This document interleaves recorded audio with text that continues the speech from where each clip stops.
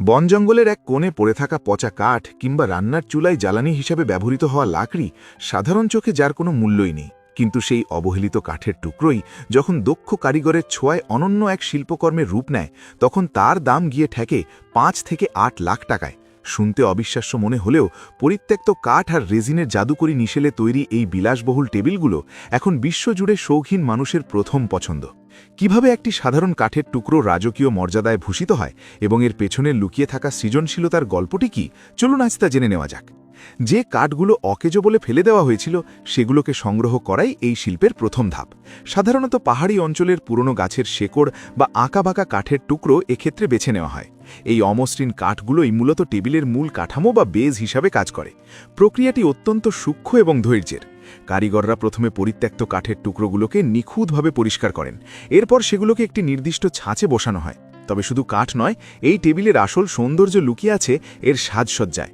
কাঠের ফাঁকে ফাঁকে বা চারপাশে সাজিয়ে দেওয়া হয় বিশেষভাবে ড্রাই বা শুকানো নানা জাতের রঙিন ফুল। এই ফুলগুলো এমনভাবে প্রক্রিয়াজাত করা হয় যাতে বছরের পর বছর ধরে এগুলো তাদের উজ্জ্বল রং ধরে রাখতে পারে। কাঠ আর ফুলের বিন্যাস শেষ হলে তার উপর ঢালা হয় বিশেষ রাসায়নিক পদার্থ ইপক্সি রেজিন। এটি দেখতে একদম কাচের মতো স্বচ্ছ। কয়েক স্তরে এই রেজিন ঢালার পর তা ধীরে ধীরে জমাট বেঁধে শক্ত হয়ে যায়। তখন মনে হয় যেন স্বচ্ছ কোনো বরফের নিচে তাজা ফুল আর কাঠ চিরদিনের জন্য বন্দী হয়ে আছে। জমাট বাঁধার পর শুরু হয় আসল পরিশ্রম। কয়েকদিনের একটানা ঘষামাজা আর পলিশিং শেষে টেবিলটি যখন চূড়ান্ত রূপ নেয়, তখন তার উপর আলো পড়লে এক ঐশ্বরিক সৌন্দর্য তৈরি হয়। কাঠের খসখসে ভাব আর ফুলের কোমনীয়তা, এই দুইয়ের অদ্ভুত মেলবন্ধন টেবিলটিকে কেবল আসবাব নয়, বরং একটি জীবন্ত শিল্পকর্মে পরিণত করে। অনেকেই প্রশ্ন করতে পারেন, কাঠের একটি টেবিলের দাম ৫ থেকে ৮ লাখ টাকা কেন হবে? এর পেছনে কয়েকটি যৌক্তিক কারণ রয়েছে।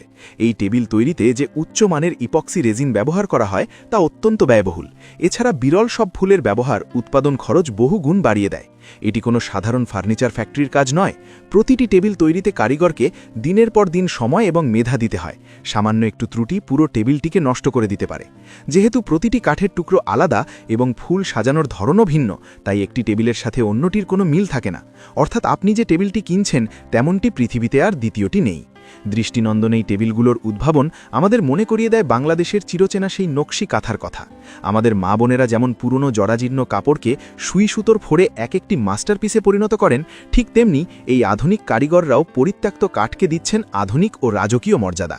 এটি কেবল অর্থ উপার্জনের পথ নয়, বরং প্রকৃতির তুচ্ছ জিনিসকে অমূল্য সম্পদে পরিণত করার এক শৈল্পিক লড়াই। আন্তর্জাতিক বাজারে বাংলাদেশের এই কারুশিল্পের ব্যাপক চাহিদা তৈরি হয়েছে। আধুনিক ড্রয়িং রুম কিংবা কর্পোরেট অফিসের আভিজাত্য প্রকাশে এই রেজিন টেবিল এখন অতুলনীয়। একসময় লাকড়ি বা জ্বালানি কাঠ আজ যে ড্রয়িং রুমের মূল আকর্ষণ হয়ে উঠছে, তা মূলত মেধা আর সৃজনশীলতারই জয়। পরিত্যক্ত কাঠ থেকে লাখ টাকা মূল্যের এই আসবাব তৈরির বিষয়টি আমাদের নতুন করে ভাবতে শেখায়। সম্পদ মানেই কেবল সোনা রূপা বা টাকা নয়, সম্পদ মানে হলো সঠিক দৃষ্টিভঙ্গি। আমরা যেটিকে আজ ময়লা বা বর্জ্য বলে ফেলে দিচ্ছি, উপযুক্ত যত্ন আর শৈল্পিক ছোঁয়ায় সেটিই হতে পারে বিশ্বজয়ের হাতিয়ার।